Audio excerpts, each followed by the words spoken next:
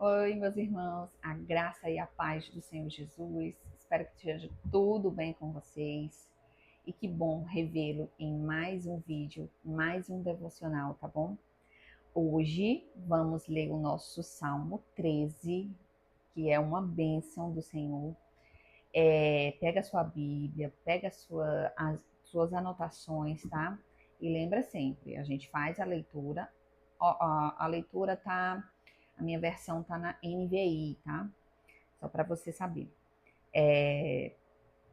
Você pega a sua Bíblia, a gente vai fazer a leitura e lembra sempre daquele exercício que a gente propôs.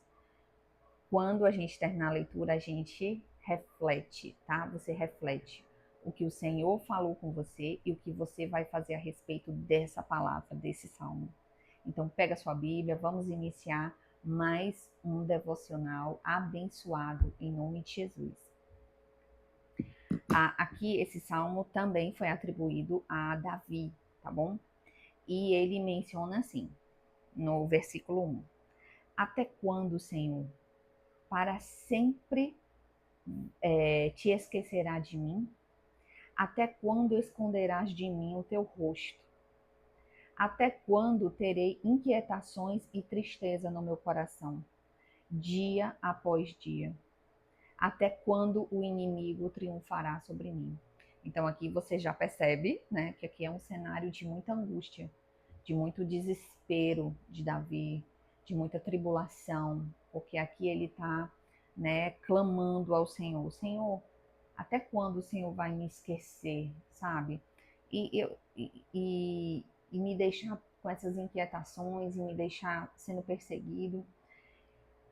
É um salmo que ele realmente expõe a tristeza no coração dele, a angústia, as tribulações, as inquietações que ele está sentindo. Então você vê que durante os salmos, Davi sempre foi muito sincero ao que ele sentia, né? Mesmo ele sabendo que o refúgio é o Senhor, que o porto seguro dele é o Senhor, ele não deixava de dizer que ele estava sentindo que o Senhor estava demorando para livrar ele. E isso eu até falei, né, em um outro salmo, o quão o Senhor gosta que a gente seja sincero, que a gente venha e se derrame na presença dele, que a gente venha e fale a ele a angústia que está sendo gerada no nosso coração, né? E aqui essa inquietação, essa tristeza que dia após dia vinha afligindo, ele expõe ao Senhor. Ele expõe. Então, meu irmão, a gente sabe que o Senhor está no controle, mas muitas vezes o Senhor quer que a gente fale e exponha aquilo que está no nosso coração, as angústias, as tristezas. Quem nunca passou por um momento de tristeza? Ou você está passando agora, meu irmão, minha irmã? Mas eu te digo, quando o Senhor ouve a nossa oração, é a melhor coisa que tem.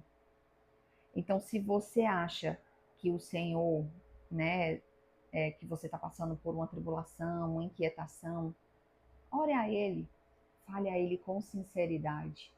Fale a Ele, Senhor. E muitas vezes eu ficava, né? Não, eu não vou falar isso para o Senhor, porque Ele vai achar que eu estou reclamando. Isso aqui é lindo, porque é a expressão de um coração angustiado, que vai buscar refúgio no Senhor. Às vezes a gente fala sobre estar triste com várias pessoas, né? A gente procura um irmão para falar, a gente procura um profissional para nos ouvir, a gente fala com um colega de trabalho, e isso é super válido. Mas a primeira coisa que a gente tem que lembrar é que a gente tem que falar com o nosso pai. O pai conhece o seu filho, o pai sabe as tribulações que a gente passa, sabe? Gente, Davi, desde o início, do início ao fim, o Senhor estava com ele, do início ao fim. Mas aqui nesse versículo ele fala assim, ó: o Senhor vai se esquecer de mim para sempre? Até quando o Senhor vai esconder o teu rosto? Olha que coisa linda. Porque mesmo que a bondade e a misericórdia estivesse com ele todo o tempo, naquele momento ele estava sentindo-se abandonado. Então, por que não falar com o nosso Pai?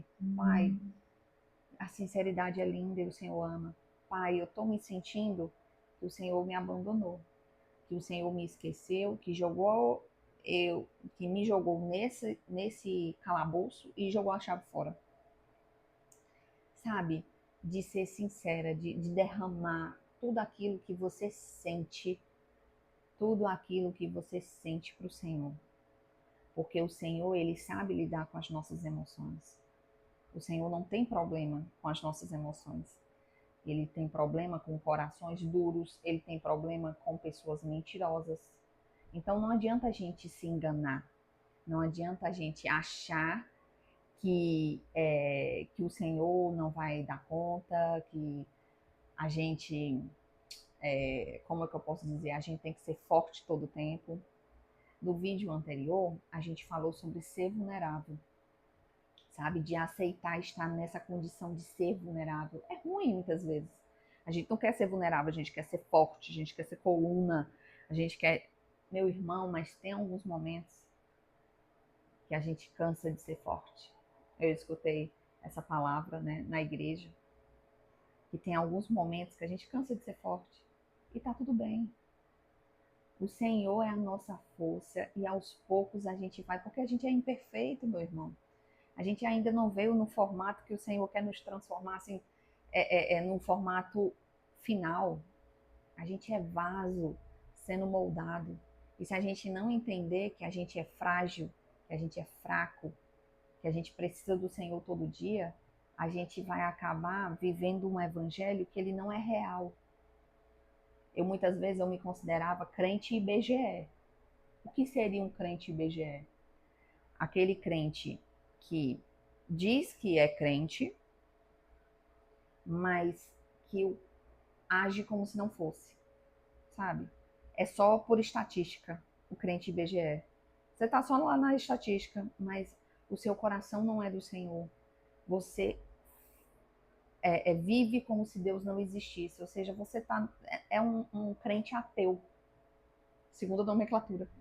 O crente IBGE, que é só o crente estatístico, e o crente ateu. Ele fala que acredita no Senhor, mas ele não vive como se acreditasse no Senhor. Ele fala que acredita, que confia, que o Senhor é o seu refúgio, mas a única coisa que ele não faz é ter relacionamento. Como é que você vai acreditar numa pessoa? Como é que o seu refúgio é uma pessoa que você não conhece? Porque aí eu fico me perguntando, como é que eu vou confiar em alguém que eu não conheço? Porque a confiança, ela é gerada a partir do momento que eu conheço, né? Meu porto seguro é porque eu sei que existe aquele porto seguro para eu estar. Mas muitas vezes eu vivia assim. Não lia a palavra, não orava, não falava com o Senhor, falava com todo mundo, menos com a pessoa mais importante que queria me ouvir, que é o meu Pai, que é o meu Jesus. Então, essa questão de ser crente ateu, eu já passei por isso. Eu já passei, infelizmente. E, ao mesmo tempo, felizmente, que o Senhor abriu os meus olhos para que eu conseguisse enxergar, a palavra dele. Porque essa palavra foi a que me salvou. Por isso que eu não canso de falar ela, por isso que eu não canso de repetir ela. Pode ter o mesmo salmo milhões de vezes, eu vou estar lá lendo, eu vou estar lá perguntando ao Espírito Santo, Espírito Santo, o que é que o Senhor quer falar comigo hoje? O que é mais que eu preciso entender dessa palavra? Porque essa palavra fala conosco todo dia. Essa palavra, ela é viva, ela é eficaz. Meu irmão, não seja crente ateu, que fala que acredita no Senhor, mas que anda longe dele, que não sabe nem quem é ele. A gente não tem como crer, confiar, acreditar e colocar as nossas preocupações numa pessoa que a gente não sabe nem quem é. Então é por isso que o conhecer é importante. Conhecer e prosseguir em conhecer o Senhor Jesus. Aí no 3 fala assim: olha para mim e responde, Senhor, meu Deus, ilumina os meus olhos. Ou do contrário, dormirei o sono da morte. Os meus inimigos, então, vão dizer, né? Eu o venci. Os meus adversários festejarão o meu fracasso. Tem muita gente que quer festejar o seu fracasso. Mas é por isso que a gente tem que entregar ao Senhor Jesus a nossa vida.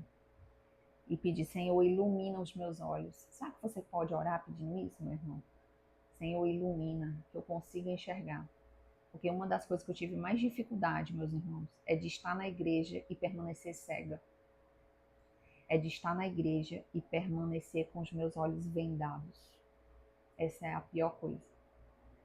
De que da cegueira espiritual, sabe? De você ler a palavra e a palavra não falar com você. De você ouvir algo do Senhor, ouvir a voz do Senhor e você nem perceber. Eu gosto de uma frase que eu não lembro mais onde foi que eu ouvi. Ele fala assim, ó, as pessoas ficavam perguntando, Senhor, por que é que tem pessoas que ouvem a tua voz, que te escutam, que reconhecem que o Senhor está chamando, mas essas pessoas aqui, elas não ouvem a tua voz, elas não ouvem nada de ti. Aí é como se o Senhor estivesse respondendo assim, é porque elas se colocaram numa posição tão distante de mim, numa posição tão longe de mim, que nem se eu gritasse elas conseguiriam me ouvir. E eu estava nesse segundo grupo. Eu estava nesse segundo grupo, meus irmãos. Dentro da igreja. O Senhor falava e eu não ouvia. O Senhor falava e eu não ouvia. Porque eu já tinha na minha cabeça o que eu queria ouvir. Eu queria ouvir aquilo que a minha voz e não a voz do Senhor. E isso é muito perigoso. Porque quando você decide o que o Senhor vai falar com você, você não consegue mais ouvi-lo. Porque você já decidiu o que vai ouvir. Entende? Então, Senhor, abre os meus olhos, que eu não seja cega. Que eu não seja um crente BGE. Que eu não seja um crente ateu mais. Porque a linha é bem curta para você passar de um lado para o outro, meu irmão. E dentro da igreja. É por isso que a gente tem que ter cuidado. Muito cuidado com a questão da religiosidade. Porque a religiosidade muitas vezes cega você. Cega, de verdade. Como me cegou. Mas não por culpa, por culpa do pastor, por culpa dos irmãos, da igreja em si, não. Mas pela falta de fome e sede que eu tinha do Senhor. A culpa é toda atribuída a mim, ok? De me perder na igreja porque eu não estava me alimentando da palavra. A marquinha de beijo da... Porque eu amo essa palavra. Eu amo essa palavra. E mesmo eu assisti um documentário, depois procura no YouTube, Poder de Deus, que é o primeiro capítulo. Eu acho que ele já tem uns 3 documentários. E tinha um senhor que era analfabeto, Inácio, irmão Inácio, uma bênção. Ele dizia, eu não sei ler, mas eu sei cheirar. E ele cheirava e ele beijava. É essa a saudade que eu tenho do meu pai. Porque foi aqui que ele decidiu se revelar. Então, se eu não ler a palavra dele, é como se eu estivesse dizendo, Senhor, isso aqui não faz sentido para mim. As tuas palavras não fazem sentido para mim. Porque eu não estou lendo. Então, assim, meus irmãos, isso é tão sério quando a gente ignora que o Senhor existe. Ignora que o Pai cuida da gente. Isso é muito sério. E eu espero que você não passe pelo mesmo que eu passei. Pela essa cegueira espiritual. Por estar na casa do Pai, mas tão longe do Pai, tão longe, que mesmo se ele gritasse, eu não ouviria. Porque eu tinha me colocado, Michele, tinha me colocado numa posição tão afastada dele que seria difícil. Mas graças a Deus, pela misericórdia, bondade, compaixão, ele me trouxe de volta. E eu louvo a ele. Por isso que eu falo com muito apreço a sua palavra. Porque foi essa palavra que me salvou e me libertou. O 5 fala assim, versículo 5. Eu, porém, confio em teu amor. O meu coração exulta em tua salvação. Ou seja, o meu coração se alegra. Mas você viu que no início ele estava falando de inquietação, de tristeza, mas Senhor, em ti eu confio no teu amor, eu confio em ti. É questão de relacionamento, sabe, gente? Como eu falei para vocês, se você não conhece a pessoa, como é que você vai confiar naquela pessoa, não é? Não tem como, não tem como. Então, o meu coração se enche de alegria em saber da tua salvação. Olha como ele termina o salmo, que começou falando de inquietação, de tristeza, de sensação de abandono, de sensação de esquecimento. Olha como ele termina. Quero cantar ao Senhor pelo bem que ele tem me feito. Como assim? Pelo bem que ele tem me feito? Se eu estou me sentindo que fui esquecida, se eu estou sentindo inquietação, se eu estou sentindo tristeza, se eu estou sentindo que os meus inimigos estão triunfando contra mim, como assim eu vou cantar ao Senhor pelo bem que ele tem me feito? Porque Davi entendeu que ele tinha que treinar a visão dele para ver as coisas boas do Senhor. Às vezes, meu irmão, a gente treina a nossa mente para achar defeito nas coisas. E eu também era desse jeito. Tudo de ruim, né? Parece que é comigo, mas é. Parece que eu não via as coisas boas do Senhor. E sabe, e é isso que o inimigo das nossas almas quer, que a gente não perceba a bondade e o controle que o Senhor tem da nossa vida. É por isso que ele fala assim, eu quero cantar pelo bem que tu tem me feito. Mas eu acabei de falar que eu estou sendo perseguido, que eu estou sendo, tô com inquietação, estou com tristeza, mas mesmo assim, em meio a essa tribulação toda, eu vejo alguma coisa boa do Senhor. Eu vejo que o Senhor está trabalhando na minha vida, eu vejo que o Senhor tem lutado por mim, que essa breve e momentânea tribulação produz em nós um peso de glória acima de toda comparação. Ok? Isso é o que está em 2 Coríntios, que o apóstolo Paulo fala. As nossas tribulações produzem um peso de glória acima de toda comparação. E quando eu voltei os meus olhos para o meu Pai, foi no meio de uma tribulação. E eu louvo tanto a Deus aquela tribulação. Que loucura, né? Mas eu louvo a Deus aquela tribulação. Eu louvo a Deus por tudo que de ruim assim e de tristeza que eu passei, porque eu consegui enxergar novamente. Ele conseguiu abrir os meus olhos no meio da tristeza. Ele conseguiu abrir os meus olhos no meio do fracasso. E eu louvo a Deus por esse momento de fracasso, por esse momento de tristeza, de angústia, de tribulação que eu passei. E se eu pudesse passar de novo só para ver o Senhor de novo, eu passava. Todo dia. Que loucura, né? Mas é isso. É de cantar ao Senhor por tudo que Ele tem feito por mim. Porque mesmo que as coisas estejam difíceis, eu consigo enxergar que tem coisa boa nesse meio. E como eu posso louvar a Deus? Você pode se perguntar, né? Você pode louvar a Deus expressando gratidão, uma adoração sincera, porque a gente pensa que é só cânticos, né? Louvar o Senhor, mas não é, não. É expressando a sua gratidão, é através de cânticos, mas também de orações, de declarações, declarar o seu amor por Cristo, por meio de atitudes de amor, de ações, com o coração e o espírito cheio do Pai. Porque a gente não consegue, como seres humanos, não consegue, né, expressar de forma certa. Mas o Senhor, Ele vai nos ajudando até nisso, até o desejo de adorar vem dele, meu irmão. Então peça. Senhor, me dá mais fome e sede de ti. Porque aquele que tem fome e sede serão saciados, serão satisfeitos. Então, se eu vou ser satisfeito, então, meu Deus, me dá mais fome e sede de ti. Que o meu coração esteja nisso, em nome de Jesus, e que o seu também. Então, reflita nesse salmo, porque ele é preciosíssimo.